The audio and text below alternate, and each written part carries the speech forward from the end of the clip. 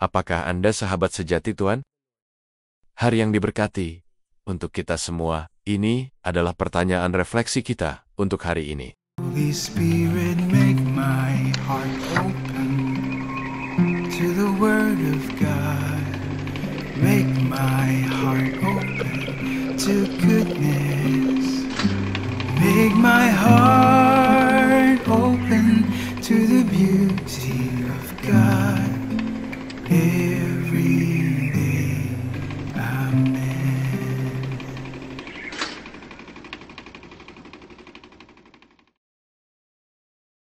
Demetrius Augustus Galitzin lahir di Münster, Jerman. Ayahnya, Pangeran de Galitzin, termasuk bangsawan tertinggi di Rusia. Ibunya adalah putri dari seorang panglima besar terkenal, yang pernah melayani di bawah Frederick yang Agung. Ketika Pangeran Dietrich berusia sekitar 2 tahun, Permaisuri Katarina yang Agung, sebagai tanda penghormatan khusus kepada ayahnya, menggendong anak itu di dalam pelukannya, dan mengangkatnya sebagai perwira pengawal. Demetrius dibesarkan dalam gereja Ortodoks Rusia. Namun setelah ibunya kembali pada iman Katolik pada tahun 1786, Pangeran Dietrich sangat dipengaruhi oleh lingkaran intelektualnya, imam, dan kaum bangsawan ibunya, sehingga pada usia 17 tahun, ia dibaptis sebagai Katolik untuk menyenangkan ibunya yang lahir dan menikah. Pada pesta Santo Agustinus, ia mengambil nama Demetrius Augustine saat menerima sakramen Krisma. Sebagai bagian dari pendidikannya, orang tuanya memutuskan bahwa ia harus menghabiskan 2 tahun berkeliling Amerika. Ibunya membekalinya dengan surat pengantar kepada Uskup John Carroll dari Baltimore. Dengan pendampingnya Pastor Brocius, ia tiba di Baltimore pada 28 Oktober tahun 1792. Tidak lama setelah kedatangannya, Demetrius tertarik pada kebutuhan gereja di Amerika Serikat. Begitu besar ketertarikannya, sehingga Pangeran Dietrich memutuskan masuk imamat Katolik dan rela melepaskan hak warisnya. Selama 41 tahun berikutnya, Demetrius mengembara di pegunungan Allegheny, sering dalam kondisi sulit. Berkhotbah, mengajar, melayani, berdoa, dan mempersembahkan sakramen. Pernah seorang dokter menyarankan istirahat di tempat hangat bagi imam yang kelelahan itu, tetapi ia enggan mempersingkat misa atau ibadat pekan suci. Pastor Galitzin melayani dengan setia sampai akhir hidupnya, dan setelah sakit singkat, ia wafat di Loretto pada 6 Mei tahun 1840. Pada tanggal 6 Juni tahun 2005, diumumkan bahwa Pastor Demetrius Galitzin dinyatakan sebagai hamba Tuhan oleh Kongregasi Penggelaran Orang Kudus. Langkah pertama menuju kemungkinan kanonisasi.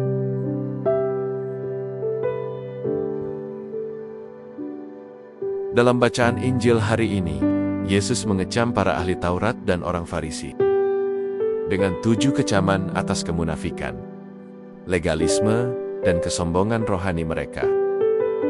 Yesus menyebut mereka munafik. Alih-alih menuntun orang kepada Tuhan, mereka justru menghalangi masuknya orang ke dalam kerajaan surga karena kesombongan dan ajaran mereka yang keliru. Hari ini, lebih dari sebelumnya, kita sadar bahwa penampilan atau citra menjadi sangat penting. Orang yang memiliki citra paling menarik sering mendapat kekaguman terbesar, pengikut terbanyak, dan keuntungan materi paling besar. Ada penekanan besar untuk terlihat baik, dan orang rela melakukan banyak hal demi menjaga citra diri. Namun Yesus mengundang kita untuk melihat lebih dalam ke dalam hati kita. Yesus sendiri tampak paling tidak menarik saat tergantung di salib. Namun, itulah momen ketika koinonia bagi kita paling besar. Janda miskin yang mempersembahkan 2 keping uang tembaga di bait Allah tampak tak berarti dengan sumbangan yang kecil.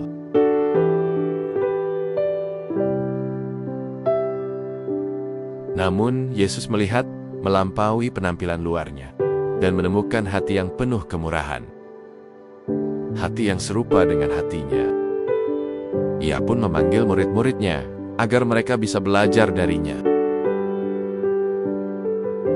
Yang paling berharga bagi Tuhan adalah hati kita. Bagaimana kita merasa, bagaimana kita berpikir, apa yang kita rindukan. Dan bagaimana semua itu selaras dengan cara Tuhan merasa, bagaimana Tuhan berpikir, dan apa yang Tuhan inginkan untuk kita. Semoga kita menjadi seperti imam bangsawan Pastor Demetrius Galitzin, yang memilih bahwa yang terpenting bukanlah kekaguman manusia pada jubah kebangsawanannya,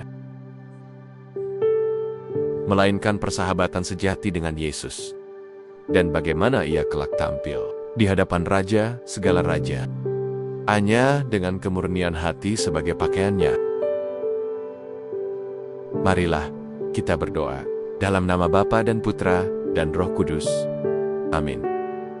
Bapa kami yang di surga, Engkaulah Tuhan, Allah, dan Raja kami. Engkau melihat hati kami. Itulah yang paling berharga. Bantulah kami untuk hidup tanpa pamrih dan tanggap pada kebutuhan sesama.